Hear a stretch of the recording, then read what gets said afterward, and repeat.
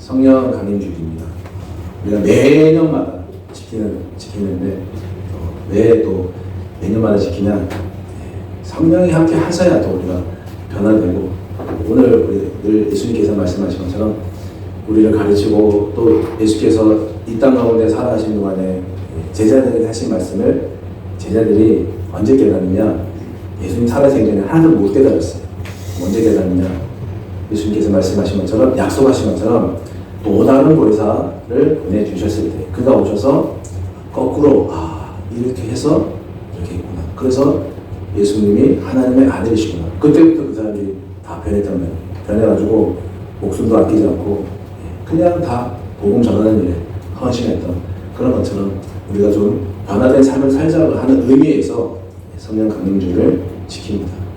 오늘도 성령 강림주일을 지키는데 뭐라도 우리가 변화되고 바뀌는 삶들이 있기를 간절히 바라겠습니다. 나를 귀찮게 하고요, 나를 힘들게 하는 사람을 용서하는 일은, 이건 뭐 경험해 본 사람들이라면은 그런 사람을 용서한다? 그 경험해 본 사람은 그게 얼마나 힘든 일이라는 것을 잘 알고 있습니다. 용서라는 게 하기 싫은 일이고요, 또 하기 힘든 일입니다. 그런데 또 반대로 말하면 한 번도 용서해 보지 않은 사람은 있어도 한 번만 용서한 사람은 없습니다. 한 번 해보면 또 하게 되거든요. 하기 싫고 어려운 일이지만 한 번 해보면 또 그게 가능한 일이죠. 불가능한 것이 아닌 일이라는 것을 알게 되는 거예요. 가게가 서로 마주보고 장사를 하는 두 사람이 있었습니다. 근데 너무 사이가 안 좋은 거예요. 사이가 안 좋아서 맨날 마주보고 이제 눈만 뜨면 막 티격태격 싸웁니다. 너무 싸우니까 하나님이 천사를 보내서 저 사람들도 좀 중재 좀 해라, 저 사람들도 좀 화해시켜라. 그래서 하나님이 천사를 보내서 그 천사가 와서 한 사람에게 와서 얘기했어요. 하나님이 당신에게 소원을 들어주신다고 합니다. 당신이 재산을 원하면 재산을 주고, 당신이 건강을 원하면 건강을 주겠다 하십니다. 근데 단 조건이 하나 있는데, 이게 뭐냐? 당신이 받는 2배로 저 앞에 가게에 있는 사람이 2배로 받을 거니까 이제 그만 하회하라고. 그렇게 그래서 그렇게 하면은 두 사람이 하회할 줄 알고 하나님이 천사를 보내서 그렇게 제안을 했는데, 그 천사의 말을 가만히 듣던 이 사람이 장사꾼이 묻는 거예요. 정말 내가 말하면 2배로 이루어지냐고. 정말 내가 말하면 저 앞집 사람이 2배로 되는 거냐고. 그래서 천사가 맞다 그러니까 이 사람이 뭐라냐면, 그러면 제 한쪽 눈을 멀게 해달라고. 용서가 참 어렵고 그런 거예요. 그런데 성경을 여러 군데를 보면은 하나님이 주님께서 우리에게 용서하라고 하시거든요. 어떤 말씀들을 가만히 보면은 이거는 용서하라가 아니라 거의 강요하는 수준으로 말씀하는 내용인 것도 사실 있습니다. 너희가 각각 마음으로부터 형제를 용서하지 않으면 나의 하늘 아버지께서도 이와 같이 하시리라. 오늘 우리에게 말씀하고 비슷한 거죠. 또 어떤 말씀은 7번뿐 아니라 70번까지도 용서해줘라. 그리고 너가 예물을 제단에 드리려다가 형제와 원망 들을 만한 일이 생각나거든 먼저 가서 그 형제와 화해한 후에 와서 예물을 드리라. 그러니까 화해해라. 용서하고 나한테 와서 예물을 드리라. 그렇게 얘기되기도 하고요. 주기도문에서 우리가 또 그렇게 얘기도 하잖아요. 우리가 우리에게 잘못한 사람을 용서하여 주는 것 같이. 그 말씀은 뭐냐면, 우리의 용서가 선행이 되어야 하나님도 하나님의 용서를 우리에게 주겠다 하는 그런 말씀이거든요.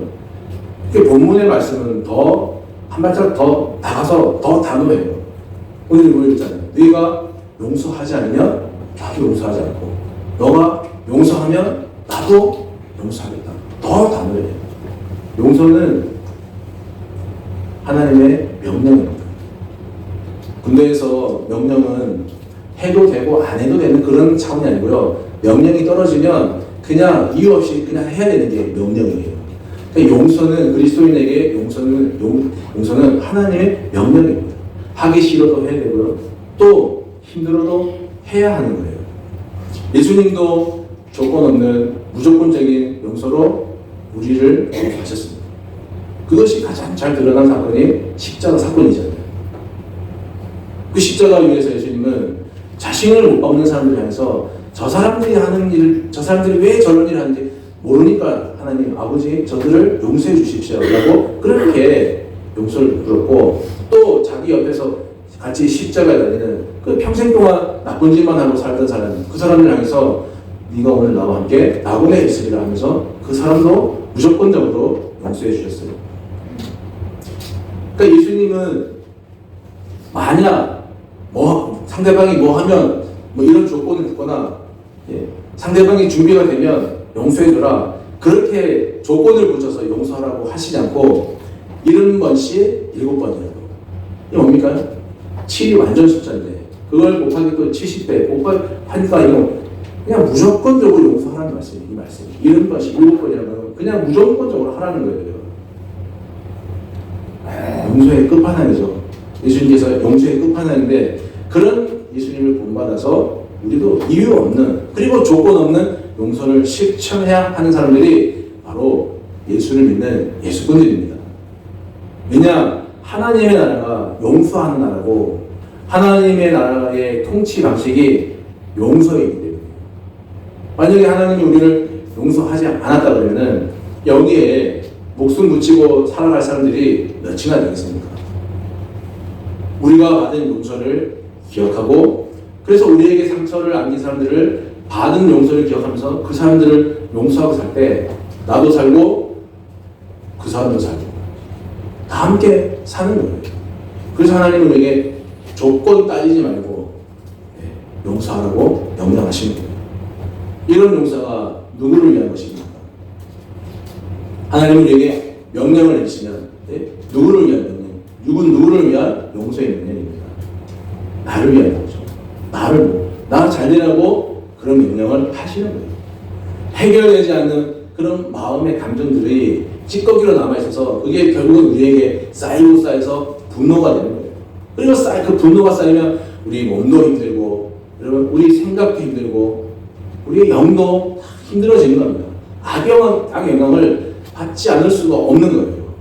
정신의학과에서 화병 이게 보니까 우리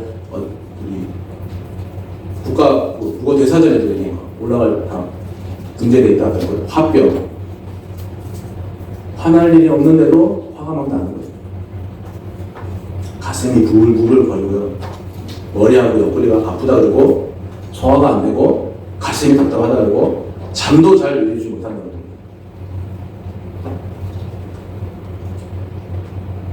결국은 이게 뭐냐? 풀지 못하고 남은 감정의 찌꺼기들이 우리를 그렇게 만들어 놓은 풀지 못하고 몸 안에 염증이 있으면 어떻게 됩니까? 그걸 치료를 해야 되잖아요. 그걸 가만히 두면 염증이 몸을 돌고 돌아서 어딘가에 딱 이렇게 여기구나 해서 딱 삐져오고. 제가 어릴 때는 엉덩이에 종기가 참 자주 났어요. 그래서 제가 어릴 때는 종기가 난다 그러면은 어머니가 고약 있잖아요. 고약을 이렇게 해가지고 검은 거 다 바른 다음에 불을 데워서 종기에다가 딱 붙여요. 그러면 막 뜨겁잖아요. 뜨거워 조금만 참아라 그러면 참다 보면 나중에 보면 한참 있다 보면 거기 뭐가 있습니까? 뭐가 묻어나옵니까? 고름 염증이 묻어나오는 거예요. 근데 요즘은 그 약이 나오지 않아요. 언젠가부터 나오지 않더라고요. 그래서 이제 엉덩이에 종기가 생기면은 그게 있으면 바로 붙일 텐데 또 병원에 가서 뭐 치료하고 귀찮다 보면 귀찮으니까 가만 놔둬요. 그럼 가만 놔두면 또 좀 있다 보면 또 아프던 게 사그라져요. 그럼 제가 어떤 생각을 하냐면 다 나았구나 그런 생각을 한단 말이에요. 근데 사실은 다 나은 게 아니라 염증이 잠시 일부 후퇴한 거죠. 조금 사그라진 거예요. 며칠 있다 보면 또 옆에서 종기가 또 생기고 또 아파요. 여러분 염증은 병입니다. 질병입니다. 치료해야 낫는 거예요. 용서도 이와 같아요.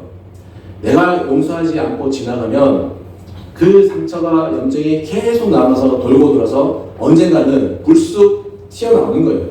내가 용서하지 못하는 만큼 내 마음에 미워하고 분노하는 감정들이 계속해서 쌓여가는 것입니다.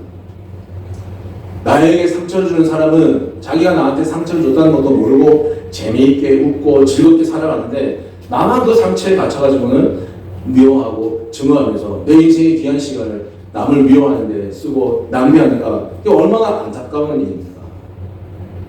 저 사람이 나에게 상처를 줬다고 분노하고 말하고 화내고 하면은 처음에 있는 사람들이 아이고 안 됐다 막 편들어주고 그냥 옆에 이해해주고 합니다. 그런데 내가 막 입을 열 때마다 증오하고 분노하는 말을 쏟아내면 사람들이 나를 피합니다.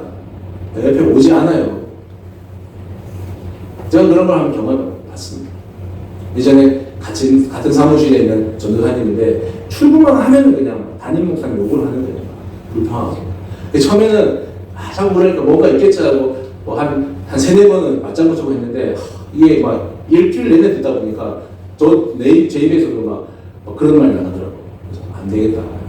반응이 좀 안 되겠다 싶어서 그냥 아침에 미리 따고 빠져나가고 그냥 안 했거든요.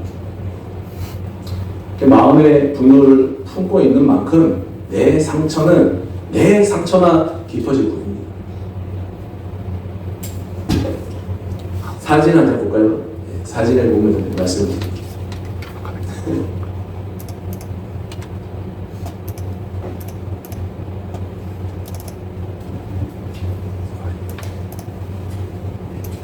분노하지 말라고 했습니다. 사진을 못 나오고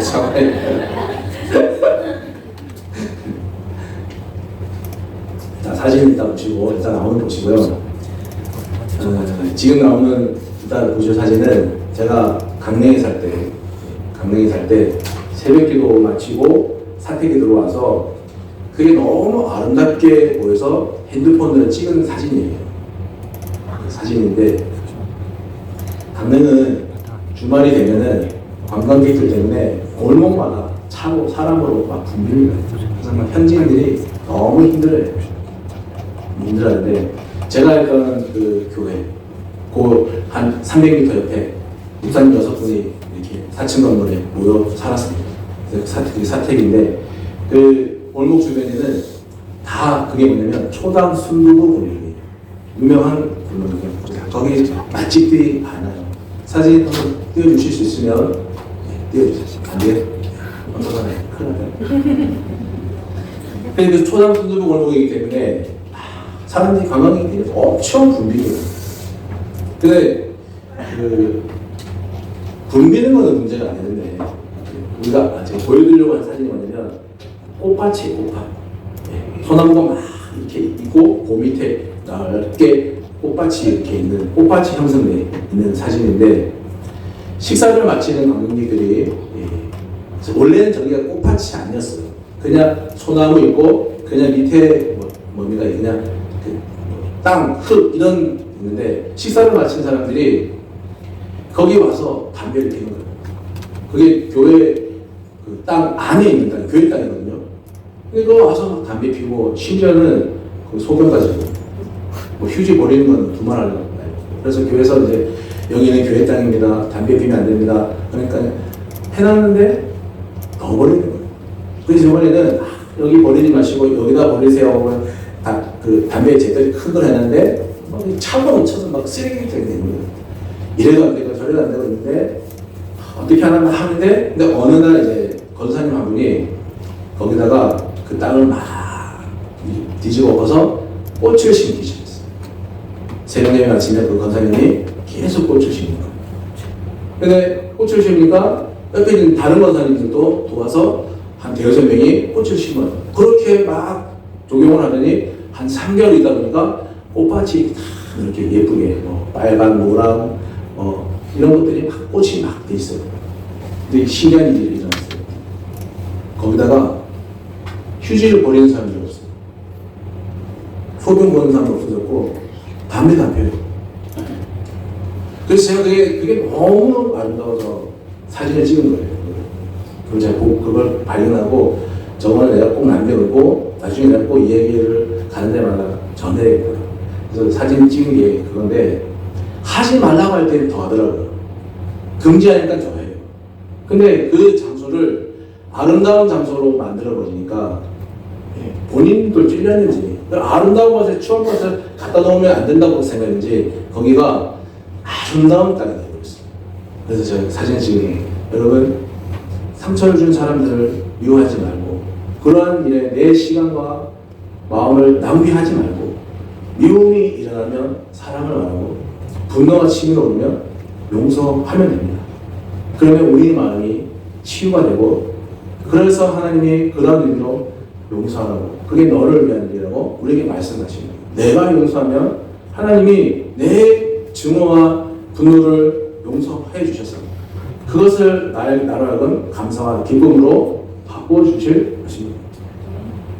일어나는 대로, 분노가 일어난다고, 증오가 일어난다고 해서 그걸 그냥 있는 대로 그냥 쏟아부으면 그건 절대로 해결되지 않지만, 그런 일들이 일어날, 그런 감정이 일어날 때 거기에다가 아름다운 꽃밭을 심는 마음으로 아름다운 말을 하고, 멋있는 말을 하고, 그리고 사랑과 격려하는 말을 하면은, 용서하기로 결단하면 내 마음이 치유가 되고, 그러다 보면 이것이 성령께서 나를 치유해 가시는 과정이구나 하는 것을 우리가 배울 수 있는 거예요.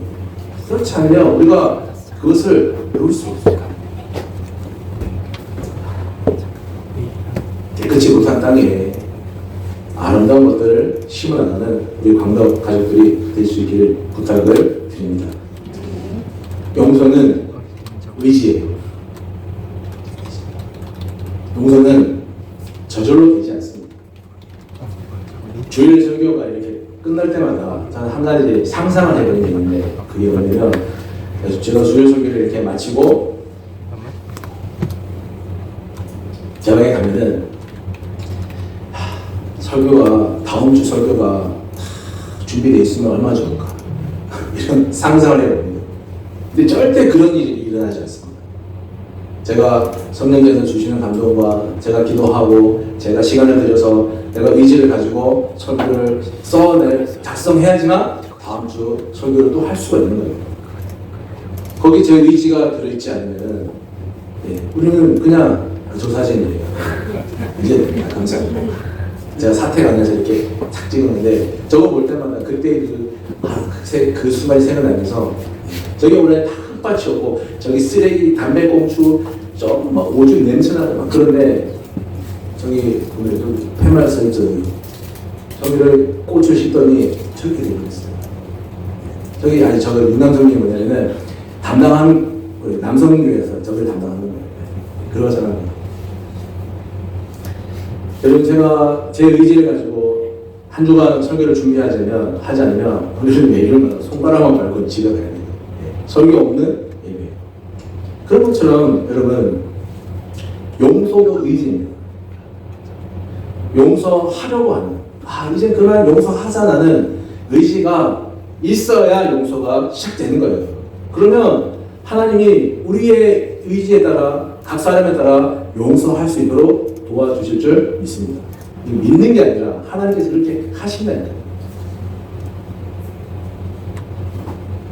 여러분, 주기도문에 좋은 기도 내용이 있잖아요. 오늘 우리가 우리에게 잘못한 사람을 용서하여 준 것 같이 내가 이제 그것처럼 용서하겠습니다. 이거 한번 천천히 반복해서 한번 기도해 보십시오. 의지를 가지고 한번 기도해 보십시오.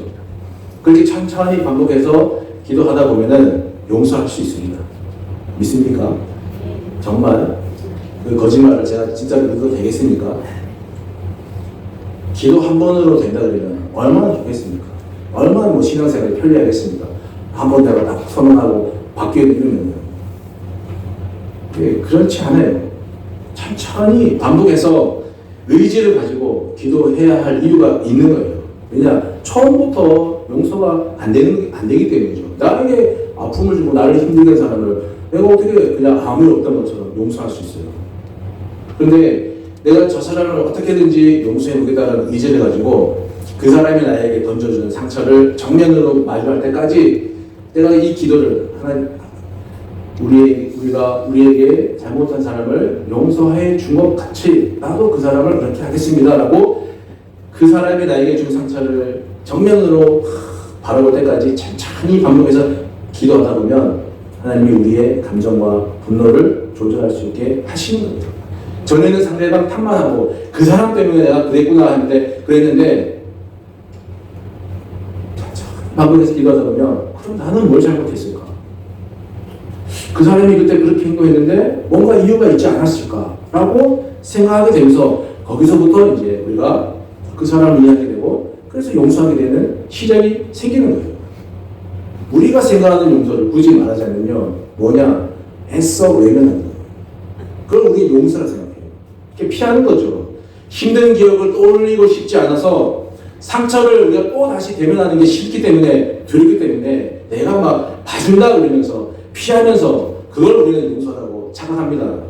근데 진짜 용서는 뭐냐? 피하는 게 아니라 정면으로 만나서 풀어나가는 게 용서예요.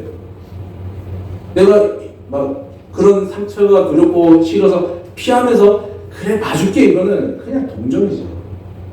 그거는 내 안에 해결되지 않습니다. 염증을 뽑아내지 않고 놔둔 게 돌고 돌아서 또 언젠가는 어느 곳에 또 종기로 나타날지 모르는 거가 그런 거하고 똑같은 거예요. 상대가 나한테 뭘 잘못했는지 똑바로 만나서 얘기할 수 있어야 되고 또 내가 상대의 무엇을 나는 오해했는지 만나서 정확히 얘기해 줄 때 그러면서 우리가 서로 풀어가고 오해가 풀리고 그리고 나서 아 그렇구나라고 용서가 되는 거잖아요. 꿍하고 있으면 피하고 있으면 용서가 되지 않습니다. 에서와 에서를 형을 속인 야곱이 나중에 만나잖아요. 처음에 야곱이 어떻게 했습니까? 죽을까봐 형이 자기를 복수할까봐 죽을까봐 자기 재산을 보내고 자기 식소들을 보내고 자기는 저 멀찍이 뒤에서 어떻게 되나 지켜봤잖아요. 그런데 그 밤에 하나님이 그를 만나서 그를 바꿔주니까 그 다음날 어떻게 합니까? 자신이 형을 만나러 갔잖아요. 만나지 않고 뒤에서 이래라 저래라 했으면 절대 둘은 화해할 수 없었습니다. 그런데 어떻게든지 만나잖아요. 만났는데 만나고 보니까 몇십 년 만에 만난 동생이 지팡이 짚고 쩔뚝거리고 있어요. 그럼 형으로서 그 미움의 감정이 남아있을까요? 그 모습을 보는 순간 수그러들까요? 하나님이 그렇게 하신다니까요. 아이고 저놈이 인간 나 속이고 나가다니 잘 될 줄 알았더니 몸은 왜 저래 됐나 하면서 그래서 마음이 풀어지는 거예요. 만나야 뭐라도 시작되죠. 만나서 풀고 오해를 풀고 이랬다 저랬다 뭘 해야지만 뭐라도 되는 거 아니겠습니까? 교회를 등지고 나가신 분들이요. 상처 때문에 등을 지는 게 아닙니다. 또 상처받을까봐 두려워서 피하는 거예요. 근데 피하면 되는 게 아무것도 없는데 두려워서 피하는 거고 싫어서 피하는 거고 그럽니다. 근데 만나서 얘기해봐야 뭐라도 될 거 아니겠습니까? 예전에 신학교 처음 오래전에 아주 오래전인데요. 어떤 교회 갔더니 교육동사 모집한다고 갔는데 목사님이 잠깐만 바쁘다고 나가는데 왜 나갔냐면 그 교회 상처가 많아요. 상처가 많아갖고 목사님이 또 나가야 된대요. 왜 나가냐면은 등지고 나간 사람들 찾아가서 얘기하려고 나갔는데 그런 만남이 있고 그런 노력이 있어야 교회가 회복되고 교회가 또 그 사람들이 돌아오고 하는데 만나지 않으면 아무것도 안 해요. 그분들이 안 오니까 우리라도 가야죠. 나만 가면 시간이 걸리니까 여러분들도 가야죠. 종기에 고약을 붙여가지고 염증을 쫙 뽑아내는 것처럼 그럼 만나서 오랜 감정을 풀어야 지난 시간 이제 다 있고 우리가 한번 열심히 해보자 뭐 해야 그게 진짜 용서입니다. 그게 진짜 의지를 가지고 하나님의 용서를 실천하는 방법입니다. 그래야 내가 살고 그 사람도 살고 교회도 살아납니다. 오늘 우리가 성령 강림주의를 지킵니다. 성령은 화해의 영이고 또 용서하는 영입니다. 예수님이 하나님과 우리 사이에 이 벌어진 간격을 메우기 위해서 하나님과 우리 사이에 그 벌어진 관계를 화목시키기 위해서, 화해시키기 위해서 화목제물로 우리 가운데 오셨습니다. 그 하해와 용서의 완성은 뭐냐? 사랑인 거예요. 하나님이 먼저 우리를 사랑하시고 우리 죄를 속해 주기 위해서, 용서해 주시기 위해서 화목제물로 그 아들을 보내셨다. 요한 사도가 그렇게 말하는 거예요. 우리가 용서해야 될 대상은 첫 번째 누구냐? 내 자신입니다. 내가 하나님께 용서받고 사랑받는 경험이 있어야 그걸 가지고 누구를 사랑하고 용서하죠. 두 번째 우리가 용서해야 될 사람이 누구냐? 함께 살다가 집 나간 교회를 등진 그런 그분들입니다. 내가 받은 용서와 사랑의 기반 위에서 우리가 이제는 미워하고 증오하는 것을 멈추고 다른 사람들을 용서하고 사랑하는 그런 강도가족들이 되었으면 합니다. 그런 의미에서 오늘도 우리가 성령 강림주의를 지키는 거예요. 옛날에는요, 저도 이제 초등학교 시절 때 생각해보니까 저도 오전, 오후반 있었습니다. 한 반에 막 거의 50, 65명, 많으면 68명, 막 이렇게, 그것도 먼저 오전, 오후반 엄청 많았죠. 여러분들 더 많으셨으리라고 생각합니다. 너무 많으니까. 또 옛날에는 또 학교 번호를 정할 때는 지금은 가나다로 하지만 옛날에는 키 순서대로 했잖아요. 키 순서대로 하니까 이제 한 반에 사람들이 많아서 64번하고 65번이 짝지가 돼요. 짝지가 됐는데 64번이 그 남자들 사이에서는 그런 게 있어요. 힘자랑하는 게 있단 말이에요. 수컷들이 대장을 정하는 그런 과정이 있어요. 그래서 64번이 힘자랑하다가 65번 짝지에 얼굴을 주먹으로 한 방 팍 이겼어요. 근데 알고 보니까 이 65번이 학교 짱인 거예요. 그래서 어떡하나. 예. 내가 막 두려운 거죠. 내가 수업이 다 마치고 이제 65번이 일어나더니 자기한테 걸어가요. 제가 옥상으로 따라와 할 것만 갖다가지고 두려운데 가까이 오더니 손을 딱 내밀면서 우리 사이좋게 지내자. 그리고 두려운 마음도 다 잊혀지고 또 안 좋은 감정 다 무너지고 둘이 친한 친구가 되었답니다. 나이가 64번이 나이가 들어서 자기가 분노하고 누군가를 미워하는 감정이 막 일어날 때 65번을 생각하는 거예요. 그때 그 친구는 내가 먼저 때렸는데 그럼에도 자기가 먼저 손을 내밀면서 나하고 내 친하게 지내자 하는 그걸 생각하면서 자기도 그렇게 분노와 미운 감정이 일어날 때마다 65번처럼 내가 살아야겠다라고 하는 그런 생각을 하고 했답니다. 여러분, 우리가 하나님이 용서는 하나님의 명령이고 또 우리를 위한 명령이고 우리가 의지를 가지고 행해야 될 하나님의 명령입니다.